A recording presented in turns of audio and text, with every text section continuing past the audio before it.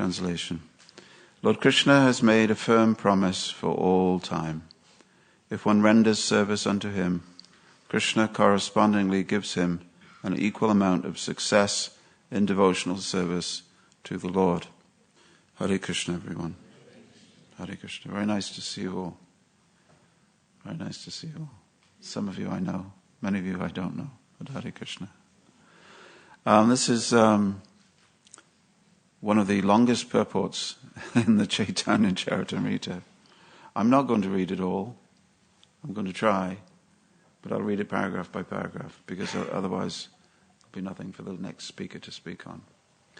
This is a very interesting purport. There are two things going on. One is to help us understand how to focus in on the actual details of devotional service, the details of bhakti, which is very important. The other thing that's going on is to somehow or other engage others in the process of bhakti. These are two things which are always in competition with one another.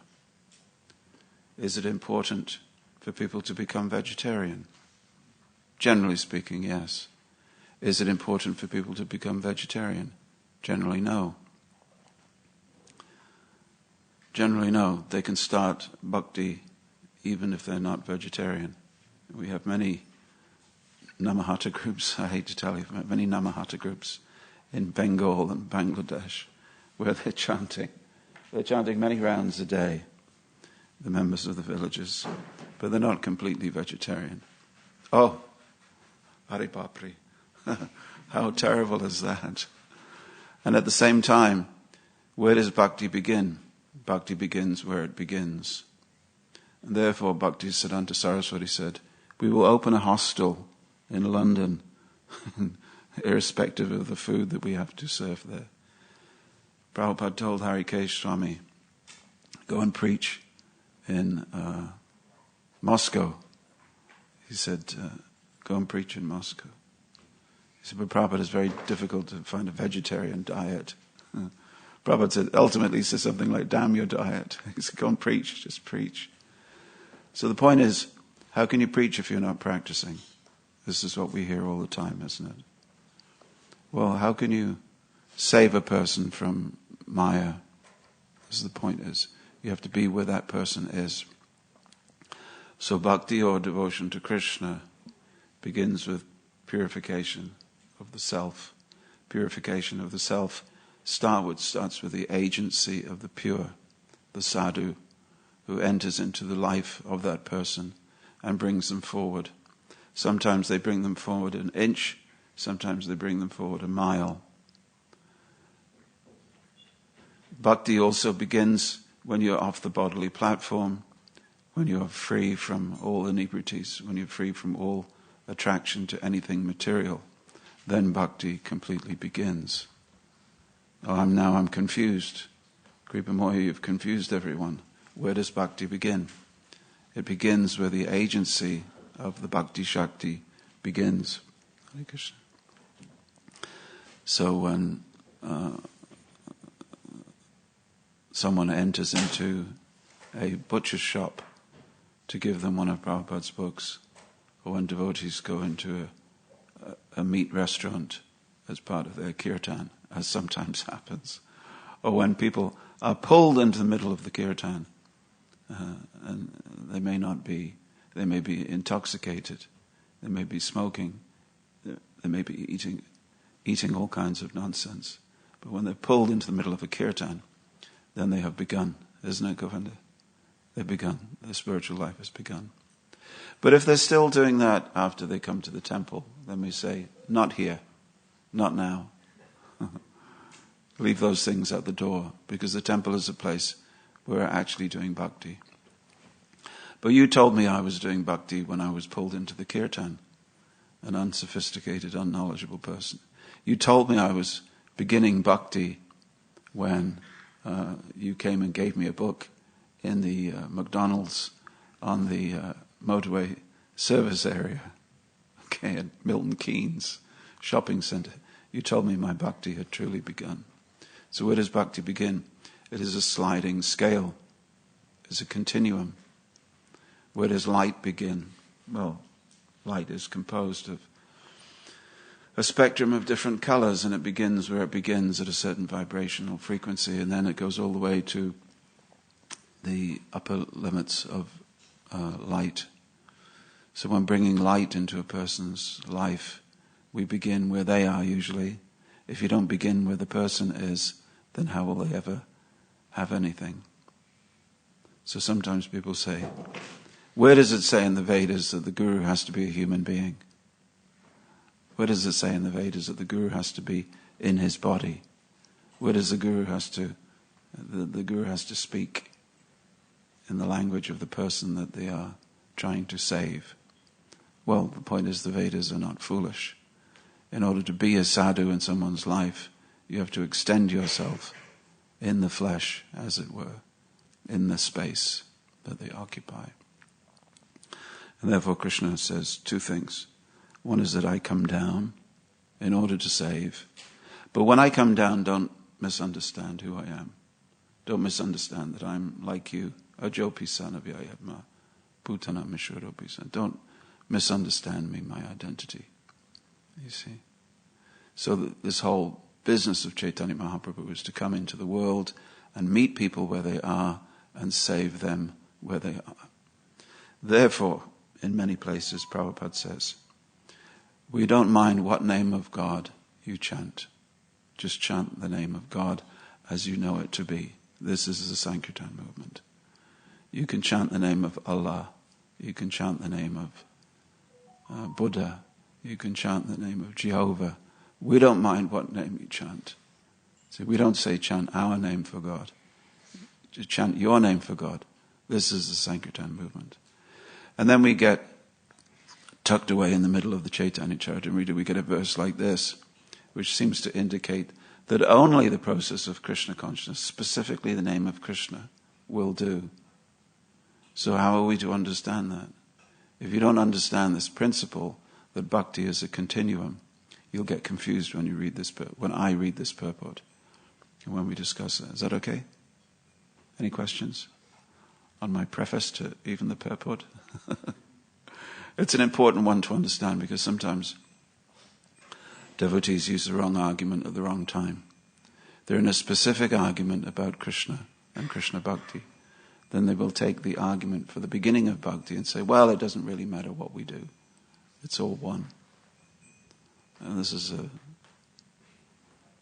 a problem. Just like A, B, C, D, E, F, G. When you first go to school, you learn A, B, C, D, E, F, G. This is the first letter that you write.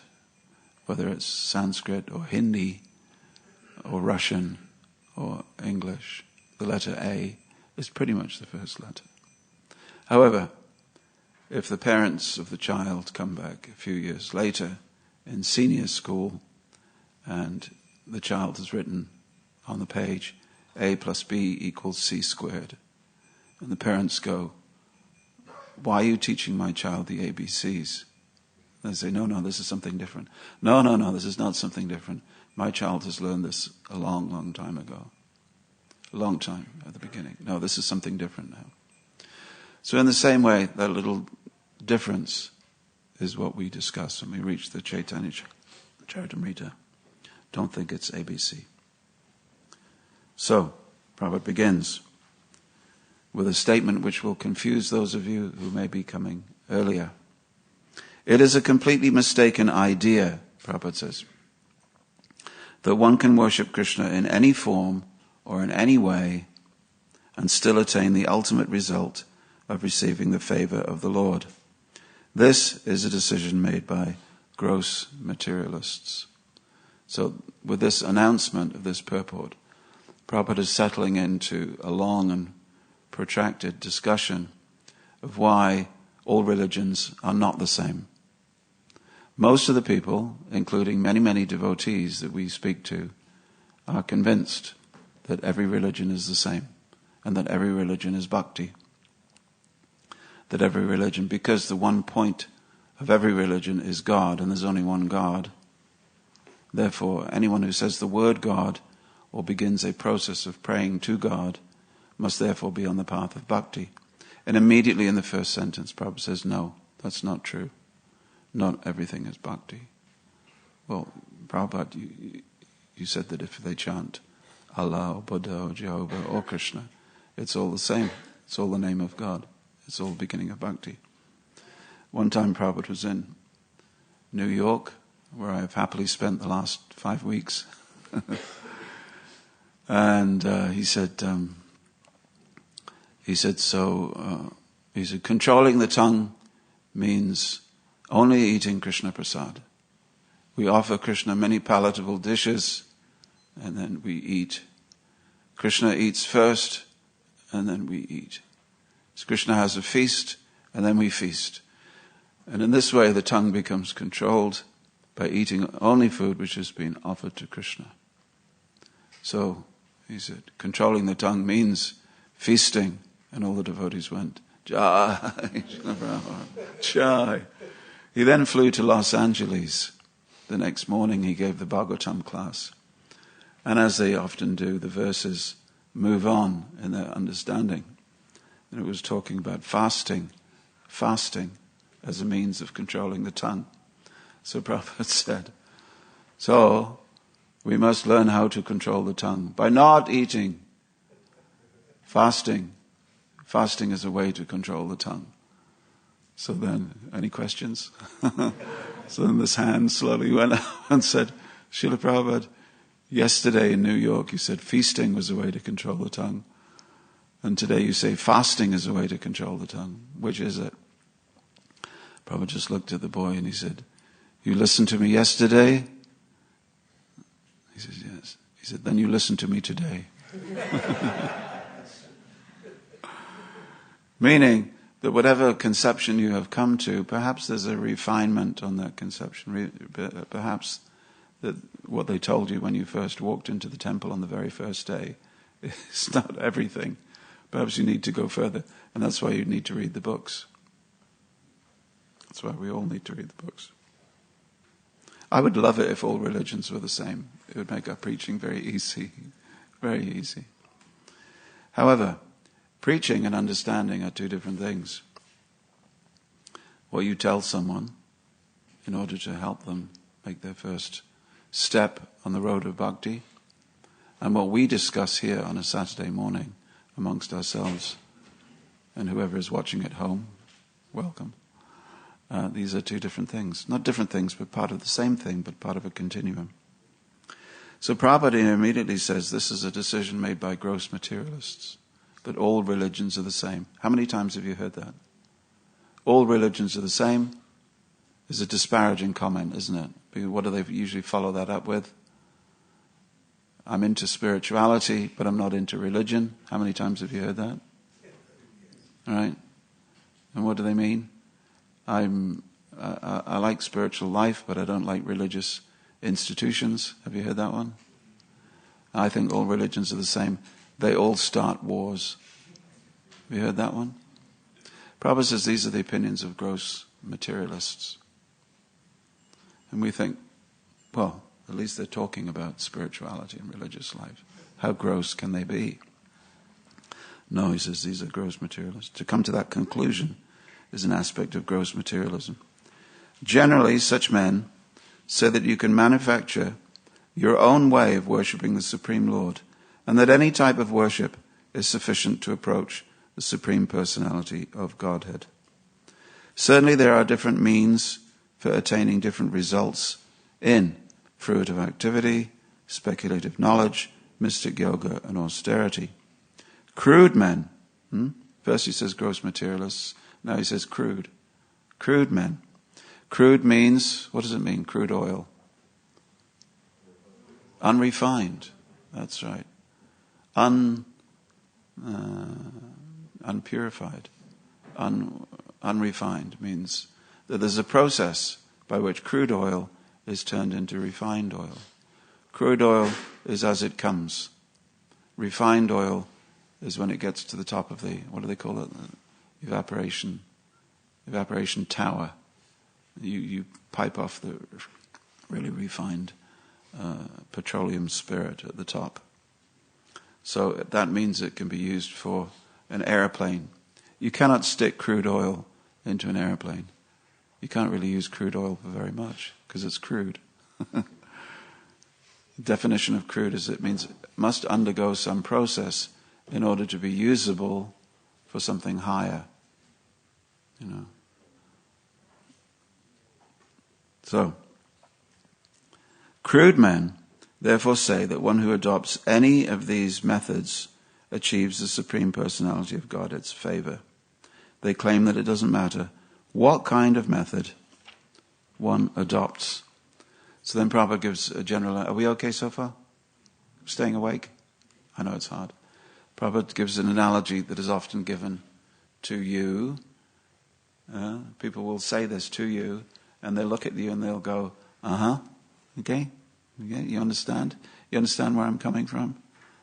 I got you there, didn't I? A general analogy is given. If one wishes to arrive at a certain place, there are many roads leading there, and one can go to that place by any one of these roads. Similarly, these gross materialists say there are different ways to attain the favor of the Supreme Personality of Godhead.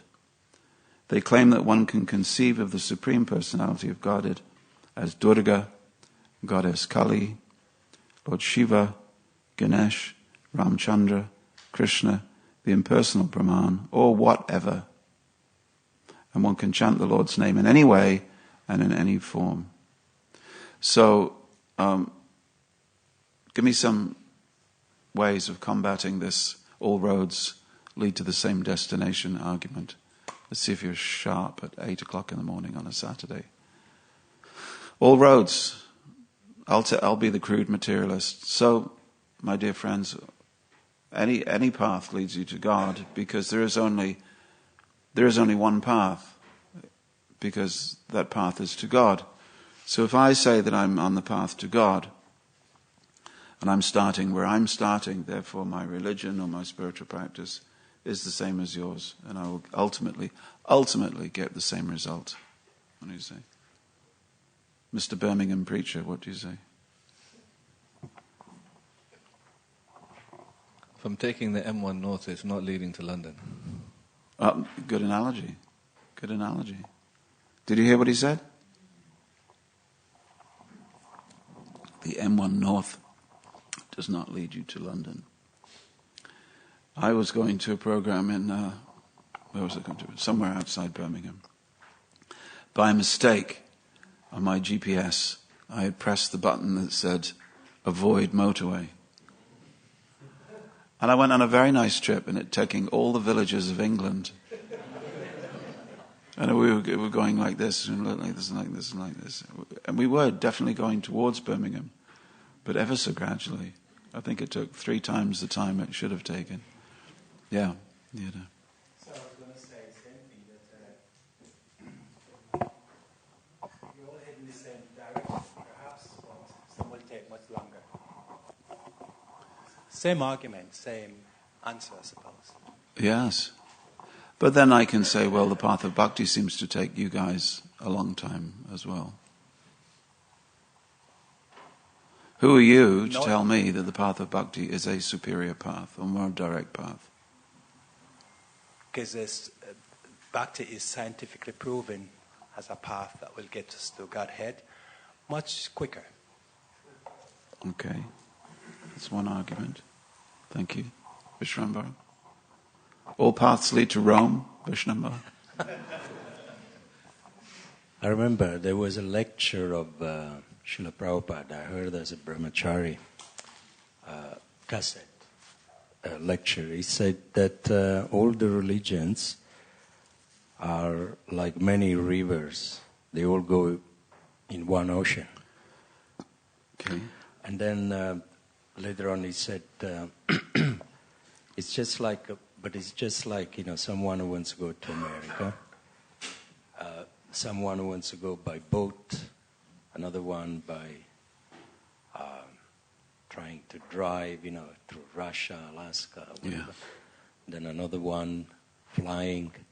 Destination is the same, but the time will differ. Yes, that's what he said. That's true. I went to, last year, I went to a wedding in Toronto, Canada, and we drove from New York. It's physically possible. You can drive. You drive past Niagara Falls and everything. Very pleasant. But it took 8 hours. This time I was going to a wedding in Chicago, and it took us just over an hour. It's different. Can anybody tell me the example that Prabhupada used about being in a tall building trying to get to the top? Govinda? Yes, the lift or the stairs. Therefore, you see, sometimes Prabhupada would say that all paths are the same, and at other times he would discriminate, and he would say, but, we'll get you to the top, but it may take some time. Here he's saying something else. What's he saying, Govinda? He's discriminating. He's saying that if you worship, people say that yatamat tatapat, yatamata tatapata, that all paths are the same, that whoever you worship, whether it's Kali or Durga or Ganesh or Surya or the impersonal Brahman, everything will get you to the same place. What does he say here?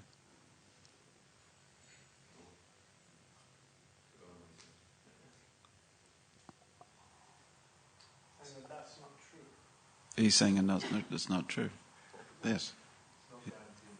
He's saying it's not guaranteed.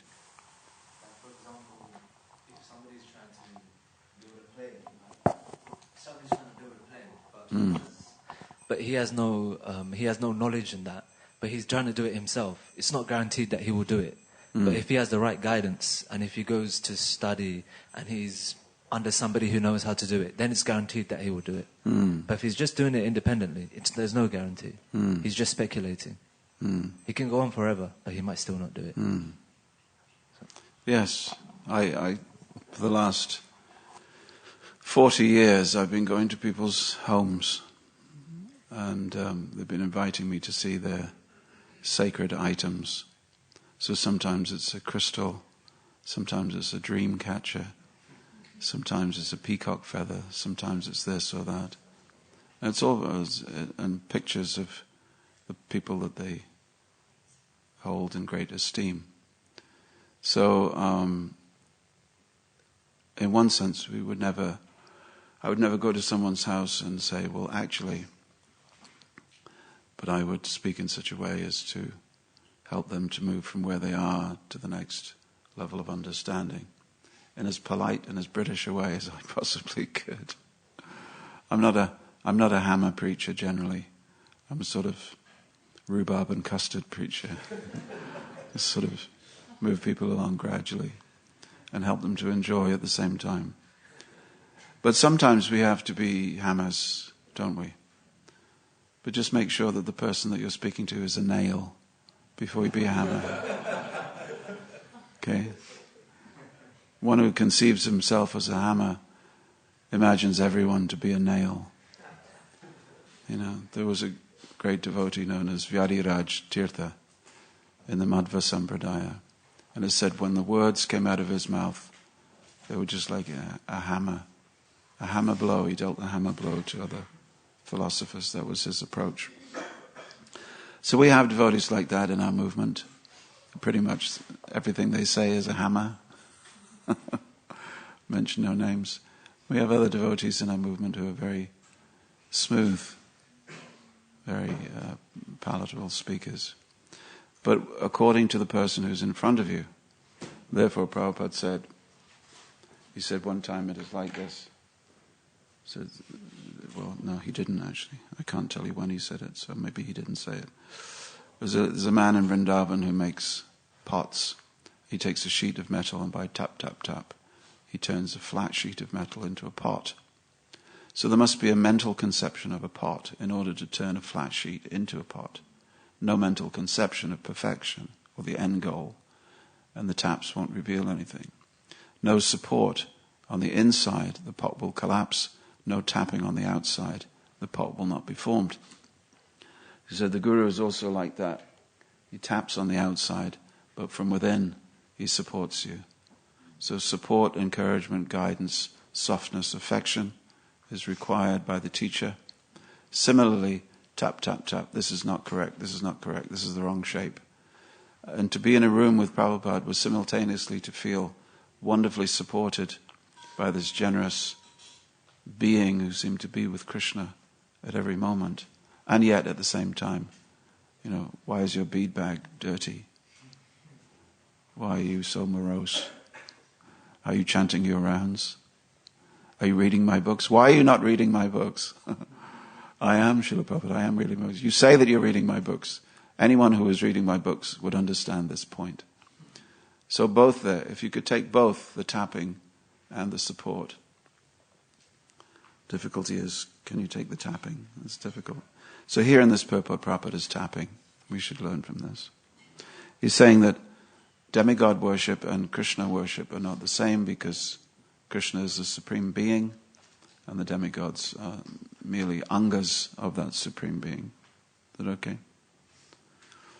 I went to, just for interest, because I'd heard for many, many years about Mayavadis, but I'd never really met one.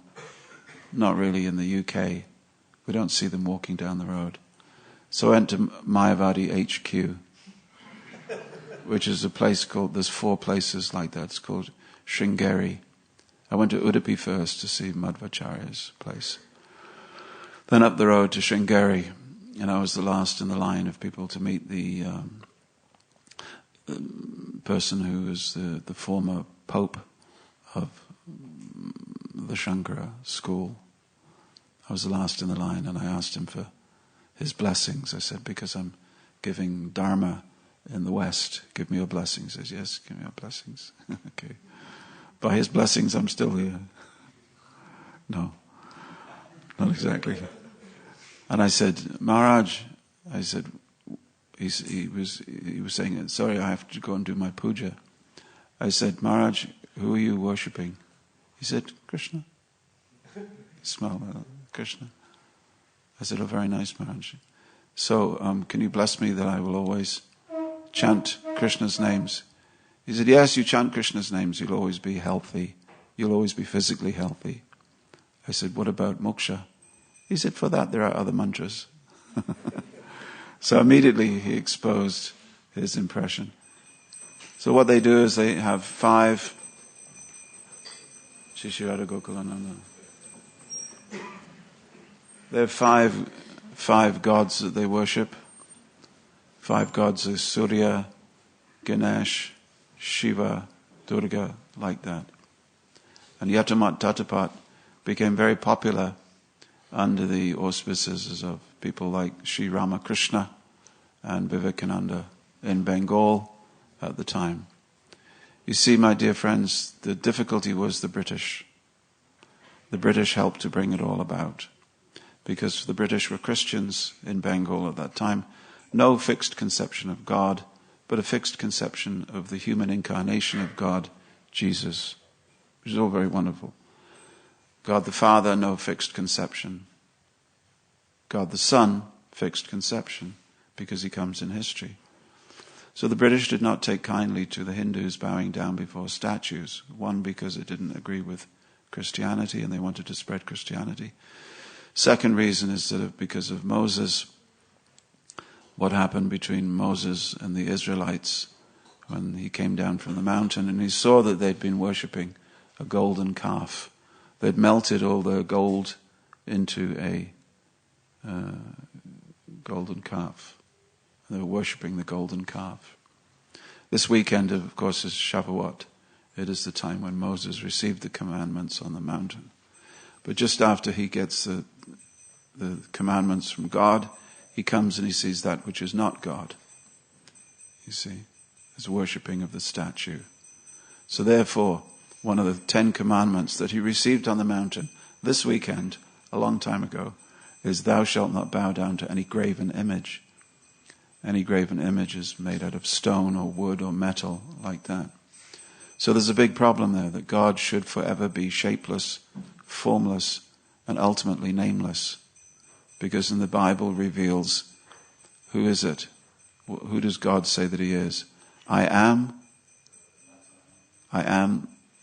who I am. I am who I am. Well, that doesn't give much away, does it? And here come the Hindus. No, we can tell you exactly how many buttons God has on his shirt. We can tell you how, to the inch, how long his flute is. And did you know God has 3 flutes? Did you know he plays different flutes for different occasions? We can tell you exactly how many cows he has, and their names. It's enough to make the British be very... So from that came this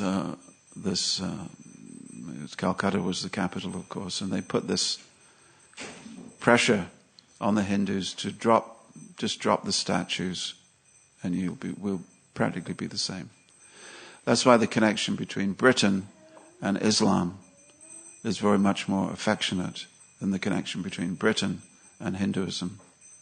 Because British and Islam, we can understand you. You also worship a God with no name and no form and no shape and no statues. You're pretty much like us. But Hindus, we're trying to work out who you are. We're really trying to work out who you are.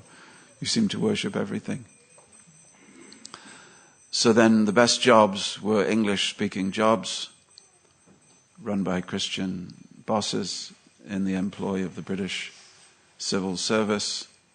So upper class in Bengal of the 1800s became Christian, English educated, and perhaps a little bit more compromised in your Hindu beliefs. So from this flowered things like Dayanand Saraswati and the Arya Samaj and Vivekananda and Ramakrishna. And all these ideas, they bubbled up into a culture where people would be poorer if they bowed down to a statue of Krishna. Imagine that the money for worshipping Krishna would be much less. But if you could prove that you were acceptable to your Christian British overlords. So from this, we get modern day Hinduism. This is one of the elements in modern day Hinduism. So Prabhupada, being born in that era, his purports are filled with, really he's talking about something which was very prevalent at that time and has gone on to the present moment. It's not that it began at that time, but it's just that it was helped by this social agency, that it was politically expedient for you. One time in Vrindavan, Prabhupada was talking about the Arya Samaj. And Arya Samaj, wonderful people, we offer our respects if anybody's watching.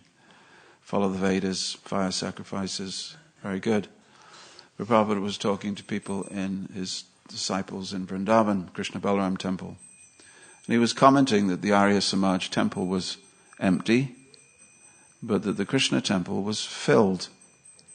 And he made the same observation when he came to the West, when he meets a police chief in Chicago, a Lieutenant Mosey, and he says, "Your churches are empty, our temples are full. Why then don't you just give us a church? We will fill it up and we'll take all the young men who have trouble with drugs and we'll introduce them to something that will help them get off drugs." And Lieutenant Mosey says, "Swamiji, I think that would be a very good idea." But Prabhupada never got that church. It's a nice temple now, but... Anyway, so he's in Vrindavan. Are we okay with this sort of approach? It's a sort of conversational approach. It's because I spend most of my time in people's front rooms. Otherwise I can give you a thundering class as well. But he says the Arya Samaj temple is empty, then our temple is full. He looks at the deities. He says, why is our temple full? And he says one word, Ashnami. Ashnami. Who knows what that means? Ashnami. It means I eat. He says, Krishna says, if you offer me patram pushpam palam toyam, you offer me these things, I will accept. I will eat. Krishna says he eats. And we accept. And if you accept that Krishna says that he will eat, he said, then this establishes your relationship with Krishna. This is bhakti. And therefore you will feel something in the heart, and therefore you will come to this temple and not to that temple. It wasn't a sectarian competition. Prabhupada was using the emptiness of one temple and the full to bursting situation in another temple to make a point, to highlight a point. See? This is all in the context, of course, of Lord Chaitanya Mahaprabhu speaking to Ramananda Roy. And in this conversation with Ramananda Roy, we go up the spectrum of religion. Religion is a spectrum, beginning at the crudest level. Everybody knows my story of Bhaktisiddhanta Saraswati preaching to the Adivasis in Burma. You know, they preached in Burma, what we now call Myanmar. If you just go over the border of, where is it, Assam and Manipur, you get to Burma. So he was preaching in Burma, and they came to this Adivasi village, a sort of Aboriginal village, and they were still preparing nice khichdi and halaba and puris. This is preaching, kirtan and prasadam. So in this village, they had a part of their culture, and I put culture in air apostrophes here, part of their culture was that if there was any roadkill, any dead animals, they would put them in a barrel and they would leave them there. And then they would add another dead animal and another dead animal and another dead animal. These all animals would stack up and they would rot. And flies would come and the maggots and everything would decompose. You'll see where I'm going with this. It would all decompose. And on the bottom of the barrel, there was a tap. And when they turned on the tap, for festivals only, there was a black juice, which was the condensed essence of rotting flesh. And this they would sprinkle like soy sauce on their rice. So in this village he tried to preach. So they were frying some puris. And the people of the village all gathered round and said, "Oh, what's that disgusting smell? Oh, that's disgusting." Bhaktisiddhanta Saraswati later said, I came from the spiritual world to give Krishna prem and the love of the gopis for Krishna. He said, but all my life I've spent hacking away at the jungles of sense gratification. Preaching is hard work. And therefore, Prabhupada said many times, he said, for one soul to be delivered, gallons of blood, just to bring one person to understand what is this movement. So for those of you who were expecting a higher level, let's go from that level to the higher level now. Because in this purport, of which we have covered 2 paragraphs, we are getting into the topic of the conjugal rasa. We've gone up from Varnashram through the different understandings of the relationship with God. And in this verse and later verses, we're going to be talking about specifically the conjugal rasa with Krishna. So rasa means a flavor. Many years ago, it's a monk. Many years ago, we don't see too many of them in Bhaktivedanta Manor these days. Thank you for making it through. What's your name? Back to David. Saint David from now on. There's only one of them. Except Murli Manohar, and he's transcended. He's descended. So, and Prabhuji, of course, propping up the walls. So. We have, when I was young, I was introduced to something that I thought was absolutely wonderful. And it was called mango rasa. Mango rasa. See? Just to say the word, everybody breaks into a smile. Mango ras. Alfonso mango ras. I didn't know that such taste could exist in this world. I didn't know. What sort of movement have I joined? I just didn't. I'd been brought up on apples and, maybe a few bitter strawberries. And we lived in Cornwall. We didn't get out much. So then I went to Leicester and I stayed with the Chaturabhuj family. Many people know them. And of course we were sadhus from the temple. So they treated sadhus like sadhus. And at the end of the meal, which in itself was a revelation, Dokra. What's a dokra? What's a dokra? And they gave mango ras, and oh my word, my head exploded. So rasa or rasam is the flavor which is the essence of a fruit. And a ripened fruit, an ancient medieval word for ripened fruit, the taste of a ripened fruit is meloa. Meloa, ancient English. So from that we get the word mellow. And Bhaktisiddhanta Saraswati used this ancient English word that no one really uses to say mellow. So that's why the devotees talk about going to Radhadesh mellows, New Vrindavan mellows. What the heck is a mellow? And you'll find devotees who may be not that good at English trying to explain to a guest at Bhaktivedanta Manor, it's a mellow. And they'll go, you know what I mean? And the guest will go, yeah, they'll nod their head. It's a word that no one understands. Just nobody uses the word, okay? Anyway, so rasa. And rasa actually means the emotional flavor of a relationship. And when Rupa Goswami 500 years ago wrote his Bhakti Rasa, Amrita Sindhu, the ocean of such flavors, he used language that people of his time could understand. So in his day, the word rasa and bhava and sattvika bhava and anubhava and vyabhichari bhava and vibhava, these are all words used by playwrights, people who wrote plays. And they were the ways that the playwright would get the actors to work in a certain way to bring out emotions in the audience. Was it something I said? They're all leaving. So this is the idea that rasa is composed of bhavas. And when you take these 5 bhavas all together, that is the 5 constituents of rasa. Bhaktivinoda Thakur in the Jaiva Dharma had another analogy.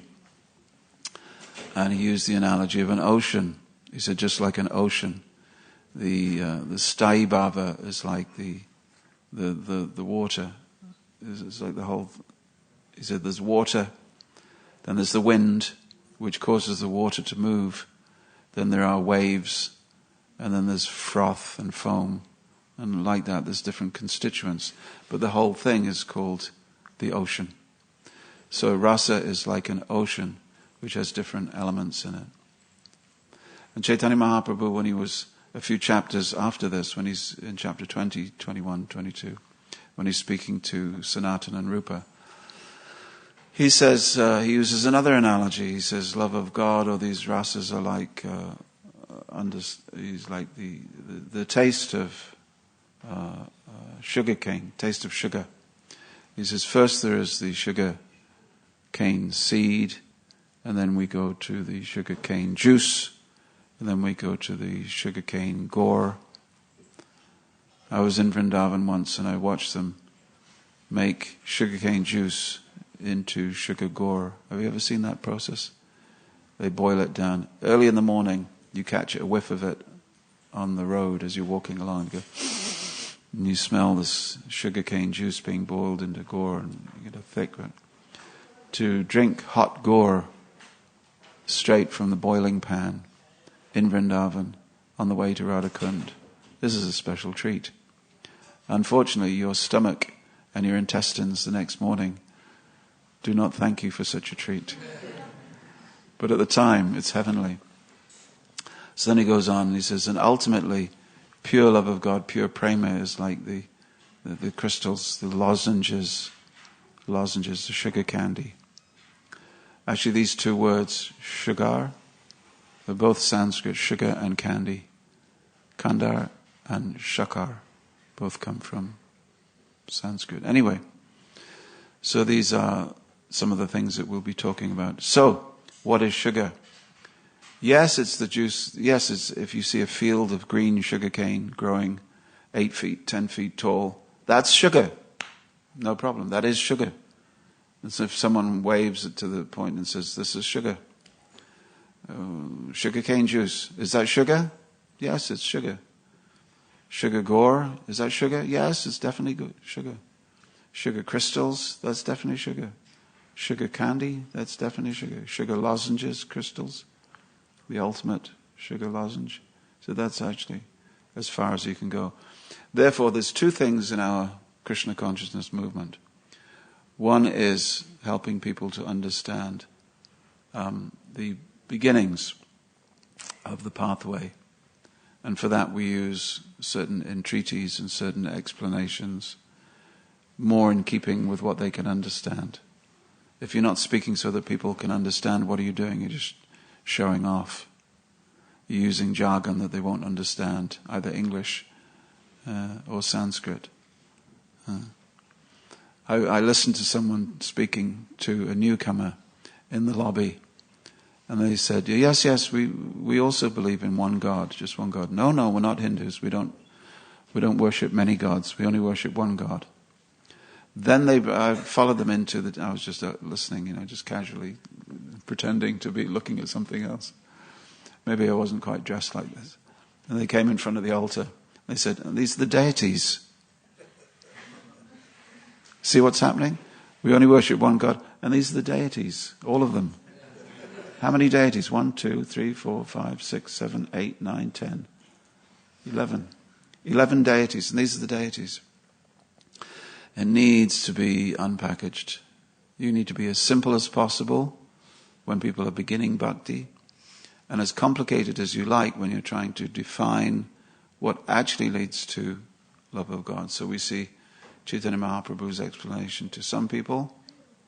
Then you see these discussions with Ramananda Roy, and they're in a completely different category. How to sum up the person that you're speaking to know how to speak to them.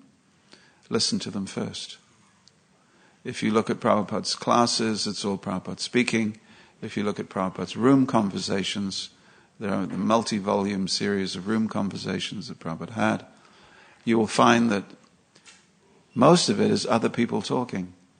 And you're thinking, well, why do I have to get through all this in order to get to a Prabhupada? Because this is, if you sat in a room with Prabhupada, actually sat in a room with Prabhupada, you'll find that most of the time Prabhupada was listening. Most of the time he's listening. Listen, and then speak. And once Prabhupada started speaking, then he was, as we say, on a roll. And then the other person had to listen. And sometimes Prabhupada would push a little bit. So, no, try and understand. No, just this one thing. So Prabhupada would continue speaking. But a lot of listening is required in order to preach. Hare Krishna. You've been wonderful. I've been Kripamoya Das.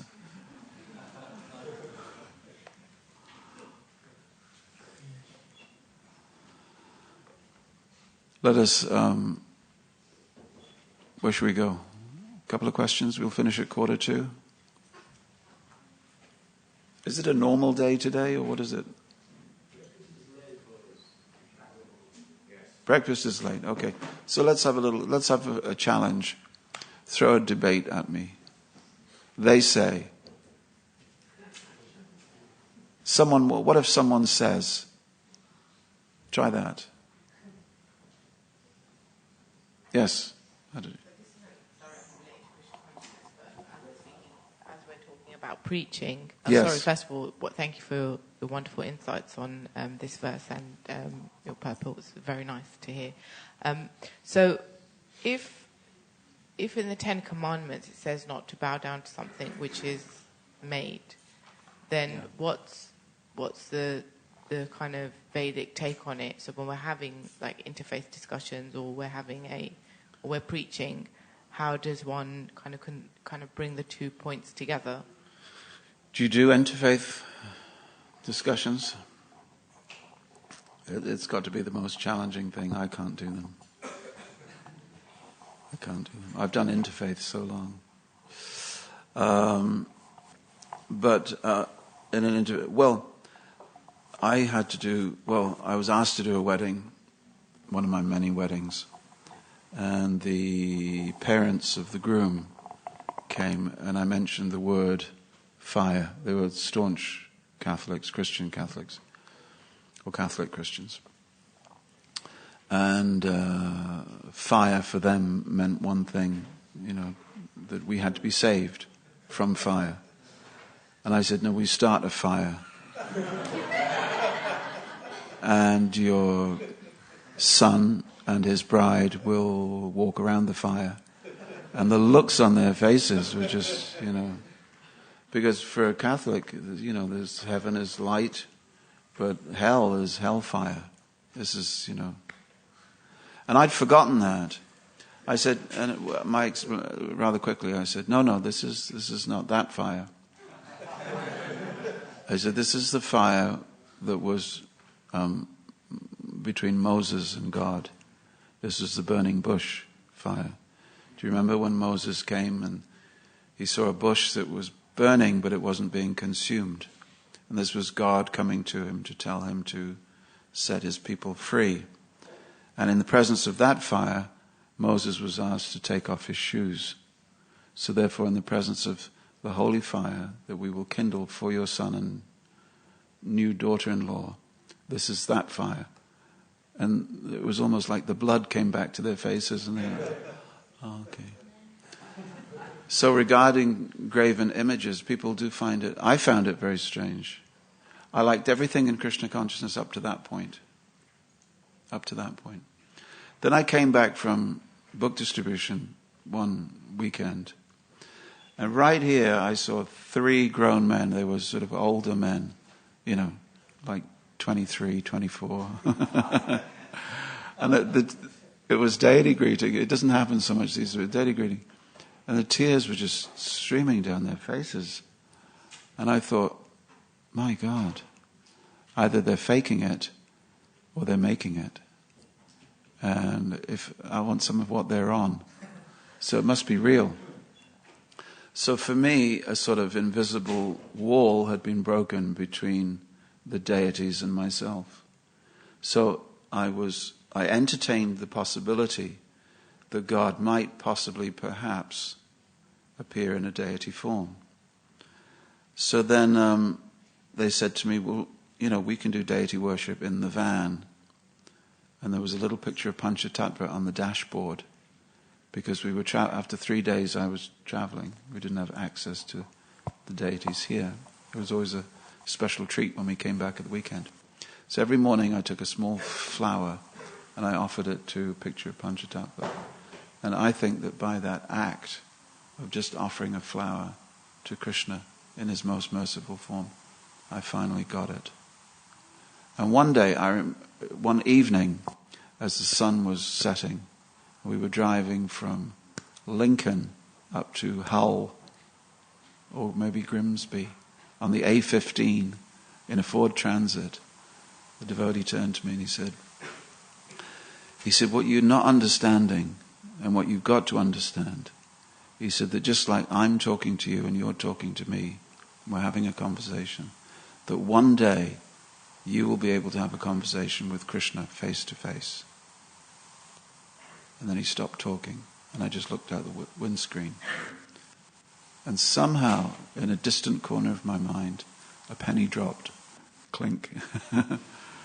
And I turned to him and I said, okay. He said, do you get it? I said, yeah, I think so. He said, it's nice when that happens, isn't it? I said, yeah, it is. So normally Prabhupada would say something like, we don't say graven image. We don't say we manufacture the deity. We do not invent the form of Krishna. Firstly, Krishna's form is given in Shastra. Then Krishna's form is given in revelation to great munis. And if we examine the life of these great munis and sages, and we'll see what transcendental consciousness they lived in, then we'll say when they describe the appearance of God, then we have that. So when God actually appears as a revelation to a muni, when a muni sees in his mystic meditation the form of God, when God actually appears, and then when God comes on the surface of the world to reveal himself. Well, I believe in God if I could see God. Because I say, I don't think I'm saying seeing is believing. So if God appears in front of me, then I'd believe God.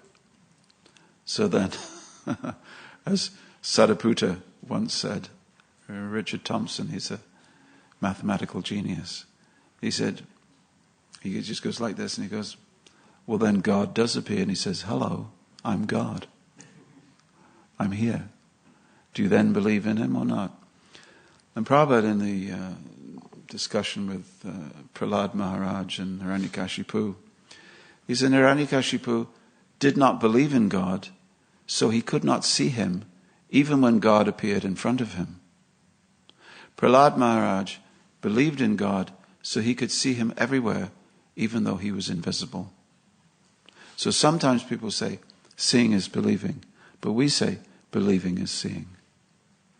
Some people go, but then you say that you have to believe first in order that you appreciate Krishna. What do you say to that, Mr. Vishwambara?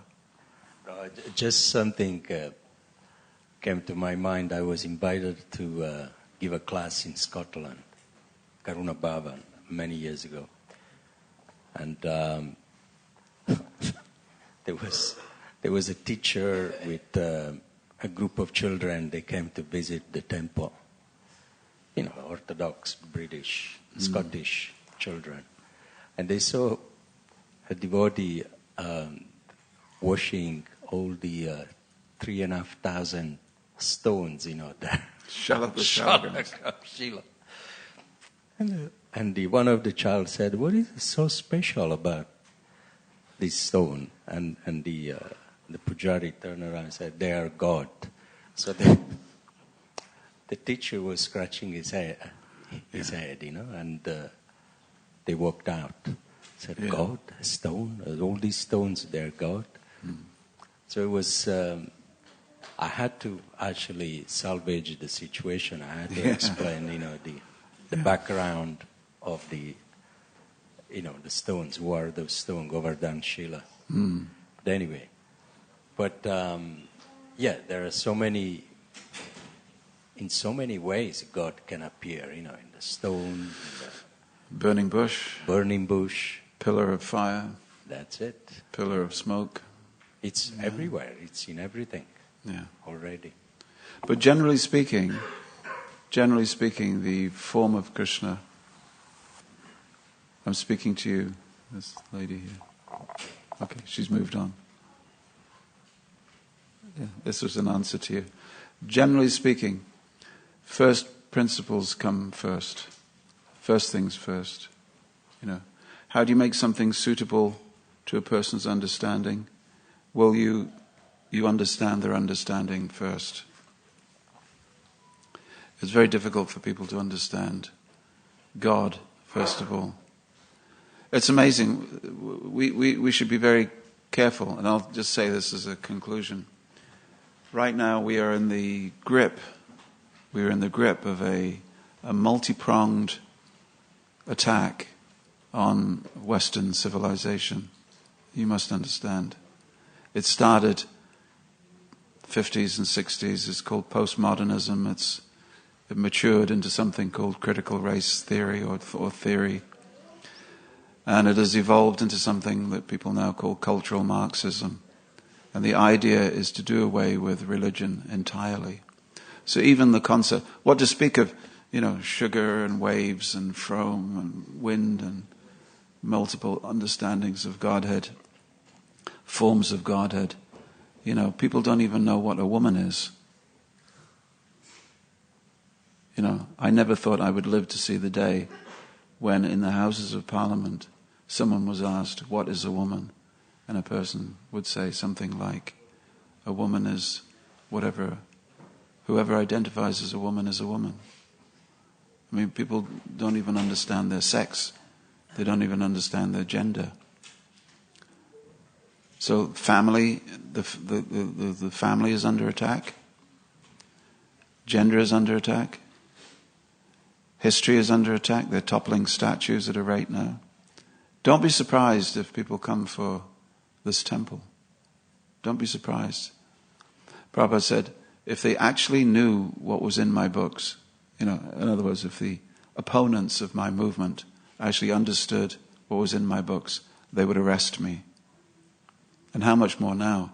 Now we even have devotees practically speaking, reading Prabhupada's purports and saying, I can't agree with this, I can't agree with this, I can't agree with this. Because Prabhupada's purports looked at through the lens of cultural Marxism, which first of all attacked the universities, then the teacher training colleges, and is now even in the primary schools. It's so insidious that we don't even know that it's there. The cultural changes that have come about, even Prabhupada himself, I think, would be somewhat surprised. So do not be surprised if they come for these books. Don't be surprised. If they actually understood what was in these books, what we were proposing for human society. They're trying to get rid of any understanding that history even has any. To a Marxist, history is something that precipitates the modern world. The modern world, through a process of revolution, is working towards a state of where there is no hierarchy at all, even natural hierarchies. So with this conception, don't be surprised if what we have in Prabhupada's books becomes number one difficulty for people. And so therefore, our movement is not over its challenges. It's only just begun. If we were successful, we'd have more problems. Now we're just politely on the fringes of society. But as soon as they read the books, we sell the books, but they don't read them. And the ones that read them, they come and they say, why don't you have any women gurus? Why use? Because immediately they get a book, they go on the internet and they find all the protest. So there's a subculture of protest against Prabhupada's books and Prabhupada's movement. So immediately they find that, they come. And it takes, how long does it take now for a person to find out what's wrong with Prabhupada's books? 3 weeks, 2 weeks. So they get a book on the street. Therefore, preaching does not begin with book distribution. It begins with what happens after they read a book. It begins with what happens after they go on the internet. It begins with when the first challenges come. You said this, but everybody knows this. And whatever is modern culture, and whatever is the sort of radical culture that we now live in, is, well, everybody knows that to be truth. But just as Chaitanya Mahaprabhu and Ramananda Roy are going through categories, everything in the world, both material and spiritual, is placed in a category. This is called Sankhya, or enumeration, categorization. But it's done according to a predominant philosophy. So whatever is your ultimate concept of reality, you will categorize the world in a particular way. If your ultimate conception of what human society should be is gross materialism, you'll categorize everything. Therefore, the most dangerous thing is what is written in Prabhupada's books, because they're a complete turnaround to. So if you want to start a revolution, distribute books and speak about Krishna consciousness. If you want the revolution to be stopped, stop speaking immediately. A person says, but all religions are the same. Hare Krishna.